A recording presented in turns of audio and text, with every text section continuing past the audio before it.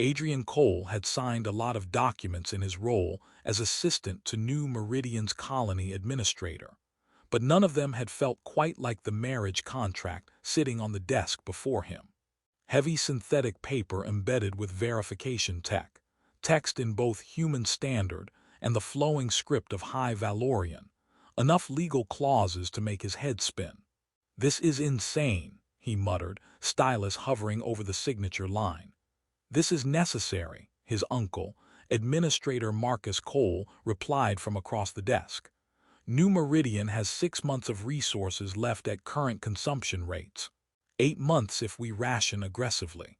The Valorian trade routes are our only viable option, and they won't open those routes without a marriage alliance."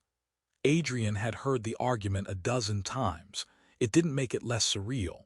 The Valorians value bloodline connections above contractual agreements. They trust family bonds more than treaties. Marcus looked older than his 53 years, stress from running a dying colony etching lines around his eyes. Lady Sethara Valorian is 7th daughter of the imperial house. Marrying her gives us legitimate family connection to their trade networks. "And what does she get?" Adrian asked. "Besides a husband from a failing colony who has no idea how to navigate alien royalty. Political leverage within her own family structure, apparently. 7th daughters don't inherit power in Valorian culture, but they can build it through strategic alliances." Marcus's expression softened. "I know this isn't what you imagined for your life. If there was another way—" "There isn't," Adrian finished. He'd run the numbers himself. New Meridian was dying. This marriage could save it. "When do I meet her?" "Tomorrow. Preliminary negotiations at the Valorian trade station." The Valorian trade station orbited New Meridian like a statement of power, crystalline architecture that made human construction look primitive by comparison, technology that seemed to grow organically rather than being built. Adrian arrived in his best formal attire, which still felt shabby compared to the Valorian officials in their elaborate robes. Lady Sethara Valorian was everything Adrian expected, and nothing like he'd imagined. Tall, even by Valorian standards, with skin that shifted through shades of silver and pale blue depending on lighting. Her elongated ears bore delicate chains decorated with gems that probably cost more than Adrian's education. Her eyes were the color of storm clouds, and when she looked at him, Adrian felt thoroughly assessed and found wanting. "Mr. Cole," she said in perfect human standard, though her accent carried musical harmonics his ears couldn't quite process. "I understand you are to be my husband." Not a question, a statement of fact delivered with the emotional investment of someone discussing a business transaction. "Lady Sethara," Adrian replied, bowing at what he hoped was the appropriate angle. "I'm honored to meet you." "Are you?" Her skin flickered, amusement or skepticism, he couldn't tell. "How refreshing if you were. Most humans I've met during negotiations look at me as though I'm a problem to be solved rather than a person to be known." Adrian didn't know how to respond to that, so he went with honesty. "I'm not sure what I think yet. We've only just met, and we're apparently getting married for political and economic reasons neither of us had much say in. I don't know if honored is the right word, but I'm trying to approach this with an open mind." Something shifted in Sethara's expression. Her ears tilted forward slightly, interest, according to Adrian's minimal cultural training. "Honest," she observed. "Also refreshing. Shall we proceed with the preliminary discussions?" The negotiations took 3 weeks. Diplomats from both sides hammered out details about the marriage ceremony, living arrangements, legal status, cultural protocols. Adrian and Sethara met several times, always in formal settings with translators and advisors present. They were pleasant to each other, professional, carefully polite. They were also strangers who would be expected to build a life together based on economic necessity and political calculation. The wedding ceremony was scheduled for the first day of the lunar month, auspicious timing in Valorian culture, convenient for human logistics. Adrian went through the preparations in a daze of cultural briefings and protocol lessons. Remember, his etiquette instructor emphasized, Valorians communicate through skin color, ear position, and harmonic voice modulation as much as through words. You won't catch all the nuances, but try to be aware that conversations have layers you're not perceiving. Great, Adrian said. Nothing like marrying someone when you can't understand half of what they're actually communicating.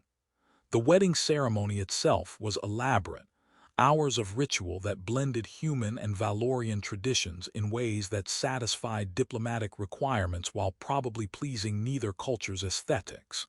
Adrian spoke vows he'd memorized phonetically in High Valorian, hoping he wasn't accidentally promising something terrible due to pronunciation errors. Sethara recited human marriage vows with perfect diction, though her expression suggested she found the words somewhat simplistic compared to Valorian formal speech. When it was over, when all the rituals were completed and all the symbolic gestures performed, attendants escorted Adrian and Sethara to the prepared chambers where they would, according to both cultures' legal requirements, consummate their marriage and make the alliance official in all senses. Adrian felt like he was walking toward an exam he hadn't studied for.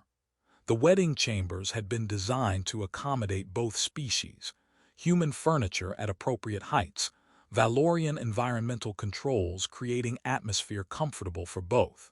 It should have felt like compromise. Instead, it felt like neither of them would be quite comfortable. Sethara stood near the window, still in her elaborate ceremonial robes, her skin that carefully neutral silver that revealed nothing. The attendants moved through their preparations with practiced efficiency, and Adrian felt something in his chest tighten as he realized this was wrong. Not wrong because they were different species, not wrong because the marriage was arranged, but wrong because Sethara was standing there like someone waiting for an unpleasant obligation to begin, and he was about to proceed with something incredibly intimate with someone he barely knew, for reasons that had nothing to do with actual connection or genuine mutual desire. When one of the attendants offered him the traditional cup, the bonding assistance his briefing materials mentioned, Adrian took it but didn't drink. He looked at Sethara, really looked at her, saw the careful stillness, the controlled colors, the way she was holding herself like someone braced for something difficult. "Wait," Adrian said. The attendants paused mid-motion, clearly expecting Adrian to ask some protocol question or request clarification about what was expected. Instead, he set down the ceremonial cup and turned to face Sethara directly. "I need to understand something before we continue," he said. Sethara's skin flickered, surprise, definitely surprise this time. Her ears tilted forward to full attention position. "What do you need to understand?" Her voice was carefully neutral, giving nothing away. Adrian tried to articulate what he was feeling without insulting either culture's traditions or making this more awkward than it already was. The ceremony was beautiful. The preparations are thorough. Everyone has been professional and respectful, but he gestured at the elaborate setup, the waiting attendants, the clinical efficiency of it all. "This all feels like following a script neither of us wrote, like we're performing roles in someone else's plan." He met her eyes. "I don't want to proceed if this is just contract fulfillment for you. I need to know you're choosing this, not just accepting it because the treaty requires it. I need to know that you—" He struggled for the right words. "That you actually want to be here, with me, not just that you're willing to perform your duty." The attendants exchanged glances, their skin colors cycling through what looked like confusion. Apparently, grooms questioning the entire proceeding wasn't in the standard protocol manual. Sethara studied Adrian for a long moment, her ears shifting through positions he couldn't interpret. Then she did something unexpected. She spoke, not in human standard. In formal High Valorian, the ceremonial language used for official state declarations and legal pronouncements. Adrian's translator implant struggled with the complexity, spitting out fragments. Sethara Valorian, seventh of the sovereign blood, bearing authority of the imperial house, invoke Vel'sethara, binding covenant of mutual authority, witnessed by ancient law. The attendants went absolutely still. Not just paused, frozen, their skin rapidly cycling through colors that looked like shock or fear or profound recognition. Sethara continued speaking, her voice carrying harmonics that made the very air seem to vibrate with importance. The formal declaration lasted perhaps 30 seconds, but it felt like the room held its breath for each syllable. When she finished, she switched to human standard, her accent precise and clear. I have declared my full rank and sovereign authority. I have invoked Vel'sethara, the covenant of mutual authority. Do you understand what this means, Adrian Cole? No, Adrian admitted honestly. I don't understand Valorian marriage customs well enough to know what you just did. The eldest attendant, Thissa, who had served Sethara's family for decades, stepped forward. Her skin had gone pale blue, and her voice shook slightly as she spoke. Lady Sethara has invoked ancient law by declaring her full rank and title at this moment. Thissa looked between Sethara and Adrian with an expression that might have been awe or concern. In Valorian tradition, speaking one's sovereign rank on the wedding night is not mere formality. It transforms the union from private ritual into binding covenant of mutual authority and protection. She gestured to the other attendants, who were already beginning to gather their materials. What was meant to be formal consummation of political arrangement has become Vel'sethara. The lady has claimed you as partner under covenant rather than accepting you as contractual spouse. This changes everything. I don't understand, Adrian said, looking at Sethara. What does that mean practically? It means, Sethara replied, her skin shifting to colors Adrian was learning to recognize as significant, that what happens in this room tonight and every night hereafter is governed by mutual consent rather than contractual obligation. It means I have claimed authority over how our marriage proceeds, and that authority requires your genuine agreement at each step. Thissa nodded. Vel'sethara requires the attendants to withdraw. What was to be witnessed ceremony becomes private covenant. The union must proceed, or not proceed, by mutual choice rather than formal protocol. The attendants gathered their materials with practiced efficiency, though Adrian noticed their hands were shaking slightly. This was clearly not routine procedure. My lady, Thissa said at the door, you have invoked law that cannot be revoked. Are you certain? I am certain, Sethara interrupted gently. Leave us, Thissa. This is now between my husband and myself. The attendants left, the door closed, and for the first time since meeting weeks ago, Adrian and Sethara were truly alone together. The silence stretched. You stopped, Sethara said finally, her voice quiet. When the attendants were preparing everything, when all protocol required was that you proceed according to tradition, you stopped and asked what I wanted. You looked uncomfortable, Adrian replied, like you were bracing yourself for something unpleasant. I couldn't tell if you were resigned or afraid or just performing duty, and I couldn't. He gestured helplessly. I couldn't make myself treat this like checking a box on a contract when I could see you weren't. I don't know, engaged, willing. I'm not even sure what the right word is. All of those words would have been accurate, Sethara admitted. She moved away from the window, closer to where Adrian stood, though she maintained careful distance. I was resigned because I agreed to this marriage knowing what it required. I was afraid because I barely know you and we're expected to be intimate as though familiarity doesn't matter. And yes, I was performing duty because that's what seventh daughters do. We fulfill political obligations, and we don't complain about the cost. Her skin shifted through complex colors, but you stopped. You saw my discomfort and chose to question the entire proceeding rather than ignore what you saw for the sake of protocol. That changed something. What did it change? My calculation of who you are and what this marriage might become. Sethara gestured for Adrian to sit, not on the elaborate sleeping platform prepared for their wedding night, but in the more neutral seating area designed for conversation. She settled across from him, her formal robes arranging themselves around her with fluid grace. In Valorian culture, she began, marriage serves multiple purposes: political alliance, economic benefit, genetic diversity, social advancement. Love is considered pleasant bonus but not requirement. Most noble marriages are arranged for strategic benefit. Human cultures have that too, Adrian said. Or had it historically. We've mostly moved away from arranged marriages in the past few centuries, but we understand the concept.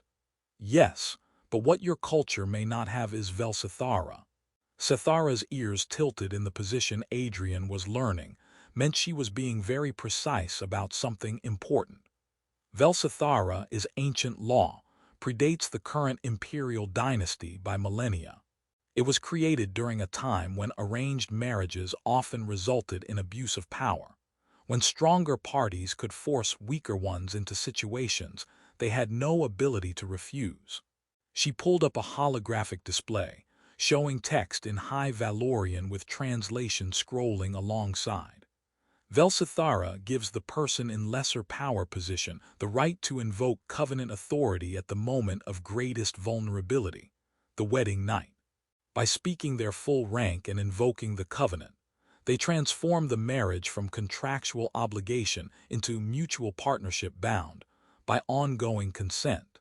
You invoked it because I stopped, Adrian said, beginning to understand, because I asked instead of assuming.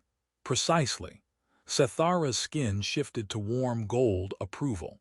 In most arranged marriages, both parties proceed according to protocol regardless of personal feelings. It's expected. It's required. Personal discomfort is irrelevant compared to political necessity. But you didn't want to proceed like that, Adrian said. I didn't know I had a choice until you gave me one. Sethara leaned forward slightly. When you stopped and asked if I was truly consenting, not just legally obligated but genuinely willing, you created a moment where I could claim authority I wouldn't have otherwise exercised. I just couldn't make myself ignore that you looked uncomfortable. That restraint, that moment of questioning rather than proceeding, showed me something about your character that I hadn't seen during the formal negotiations. Sethara's expression softened.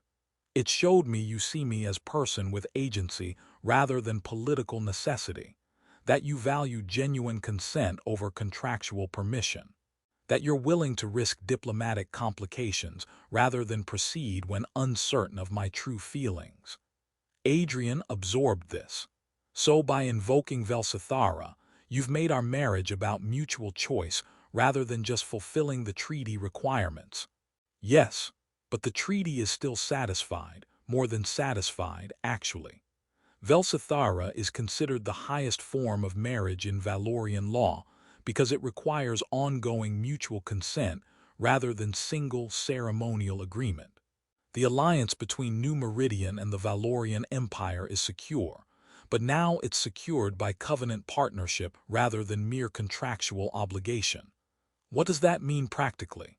Adrian asked. How is our marriage different now than it would have been? Sethara stood and moved to a cabinet, pulling out actual documentation rather than holographic display. Under standard arranged marriage, we would be expected to consummate tonight because protocol demands it. Future intimacy would be governed by social expectation and duty. Conflicts would be resolved through family mediation or formal arbitration. She displayed the Vel'sethara documentation. Under covenant marriage, intimacy requires mutual agreement at each instance, not just legal consent but genuine willingness from both parties. Conflicts are resolved through direct communication between partners before involving any external authority. And most importantly, neither party can be compelled to any action by invoking duty or obligation. Everything must be mutually chosen. That sounds infinitely better than contract fulfillment, Adrian said honestly. It is also much more complicated, Sethara warned.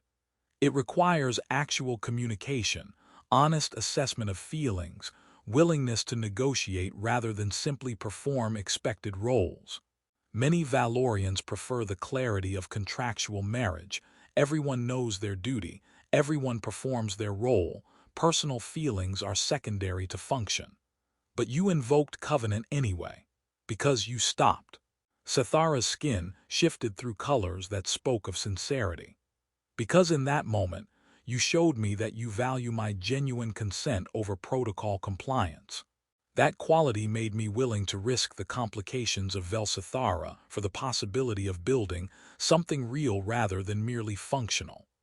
They talked deep into the night, not the wedding night anyone expected, but something perhaps more valuable. Sethara explained more about Valorian culture, the complexities of imperial family dynamics, what being seventh daughter meant in practical terms.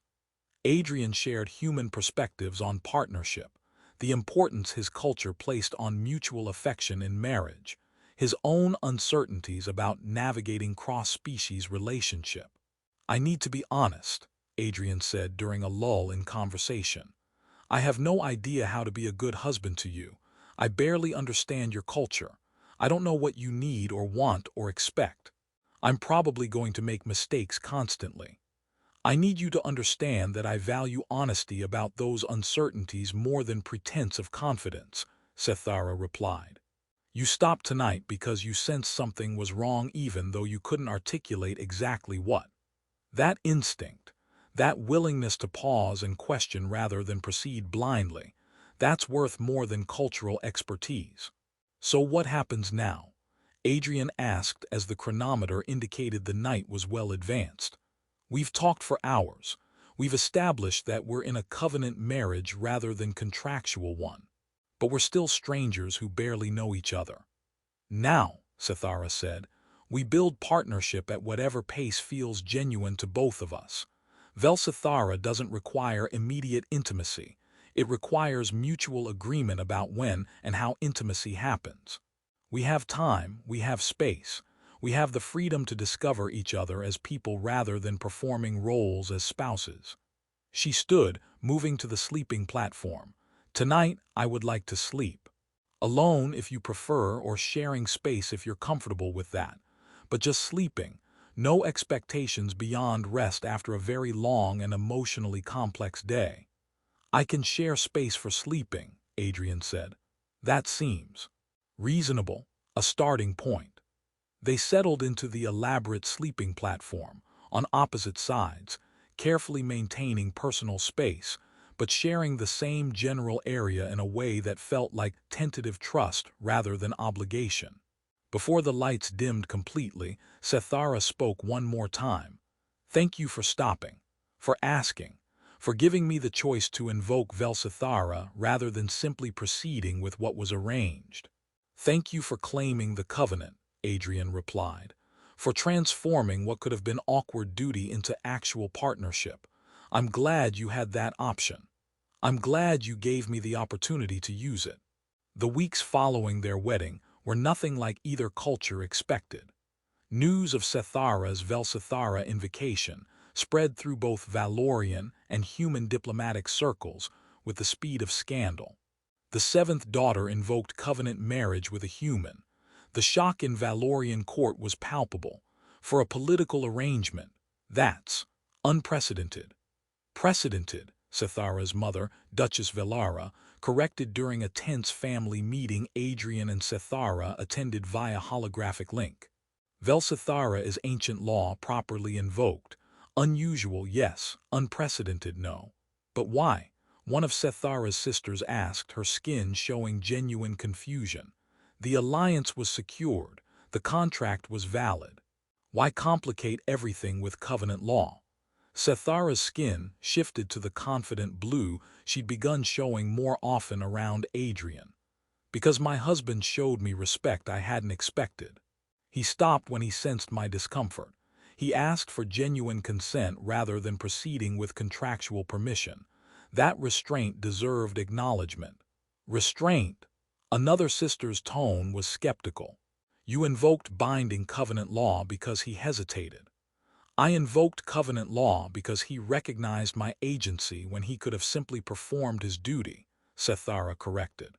That recognition suggested he might be partner worth having rather than merely husband I was obligated to endure. The human reaction was equally complex. Administrator Marcus Cole pulled Adrian aside during a trade negotiation session. The Valorians are calling your marriage a covenant union now instead of political alliance, Marcus said. Is that going to affect the trade agreements? It strengthens them, actually, Adrian replied. Vel'sethara is considered more legally binding than standard arranged marriage. The alliance is more secure, not less. But you invoked some kind of Valorian law that requires. Marcus consulted his notes. Ongoing mutual consent in all aspects of the marriage. Sethara invoked it, Adrian corrected. I just created the moment where she felt able to claim that authority. And yes, our marriage is now governed by mutual choice rather than contractual duty. That sounds complicated. It is. It's also infinitely better than the alternative. Adrian thought about the wedding night that didn't happen according to script, the conversations they'd had instead, the slow building of actual partnership. Uncle, I know you arranged this marriage to save New Meridian. And it worked, the trade agreements are solid, but I'm grateful it became something more than just political necessity. Marcus studied his nephew. You actually like her. I'm getting to know her, Adrian corrected. We're building something genuine, slowly, with actual communication and mutual respect. That's worth more than performing contractual obligations ever would be. 3 months into their marriage, Adrian and Sethara hosted a formal dinner for both Valorian and human dignitaries. The conversation was diplomatic and careful until a Valorian noble, Lord Kethris, known for traditional views, made a pointed observation. Lady Sethara, your marriage is certainly unconventional. Vel'sethara invoked for a political arrangement. With a human, one wonders if such complications serve the alliance as well as traditional approach would have. The table went quiet. Sethara's skin shifted to the dangerous purple that meant she was genuinely angry but maintaining control. Lord Kethris, she said with perfect formal courtesy, my marriage is bound by Vel'sethara, covenant law that predates the current imperial dynasty. My husband recognized my discomfort and chose restraint over obligation, consent over contractual permission. That respect earned him the covenant I would never have offered to someone who viewed me as merely political necessity. Her voice carried harmonics that made several Valorians shift uncomfortably. If you wish to question the validity of Vel'sethara, I suggest you take that concern to the Imperial Court of Law. Until then, I will thank you to remember that covenant marriage is not complication. It is the highest form of partnership recognized in our culture. Lord Kethris backed down quickly. You didn't challenge Vel'sethara claims, especially from imperial family members who'd properly invoked them. Later, privately, Adrian asked Sethara, do you regret invoking the covenant, making our marriage more politically complicated than it needed to be? I regret nothing, Sethara said firmly, her skin warm gold. The covenant is only complicated if you view mutual consent as burden. I view it as gift. The gift you gave me by stopping when protocol said to proceed, by asking what I wanted rather than assuming you knew, by valuing my comfort over contractual efficiency. She moved closer, comfortable now with physical proximity in ways she hadn't been on their wedding night. You created the moment where I could claim authority over my own marriage. That matters more than diplomatic convenience. I just couldn't make myself ignore that you looked uncomfortable, Adrian said. That inability to ignore my discomfort, that instinct to prioritize my feelings over protocol, that's exactly why I chose to bind myself to you through covenant rather than accepting you through contract. Sethara's ears tilted in the affectionate position Adrian had learned to recognize. You stopped. You asked. You waited for genuine consent. That pause changed everything. A year after their wedding, they celebrated the anniversary with both families present. The trade alliance had flourished beyond anyone's expectations. New Meridian was thriving. Valorian human cooperation had expanded into areas beyond the original treaty. But more importantly, Adrian and Sethara had built a genuine partnership. Not perfect, still navigating cross-species complexities, but based on mutual respect and actual choice rather than mere obligation. "You know what's strange?" Adrian said during a quiet moment. "When I stopped that first night, I thought I might be violating the treaty, risking everything because I couldn't make myself ignore your discomfort." "You were risking the treaty as originally written," Sethara agreed. "But you were also creating the opportunity for something better. Vel'sethara makes our marriage legally stronger than standard political union. And personally," her skin shifted through colors that spoke of genuine affection. "Personally, I would rather have a partner who sees me than a contractual spouse who merely fulfills obligations." "I'm glad I stopped," Adrian said. "I'm glad you gave me the choice to transform what was arranged into what could be chosen," Sethara replied. "That moment of restraint, that question about genuine consent, it gave me the opening to claim authority over our union rather than accepting what others decided for us."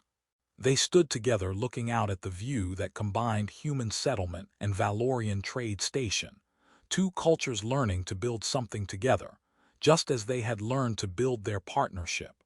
The room had gone still when Sethara spoke her rank. The attendants had frozen when ancient covenant was invoked, and from that stillness, from that invoked authority, from that chosen covenant, they had built something neither of them expected on their wedding night. Not just a valid political marriage, but a genuine partnership, built on mutual respect, protected by ancient law, founded on the simple act of one person stopping to ask, "Is this what you truly want?" before proceeding.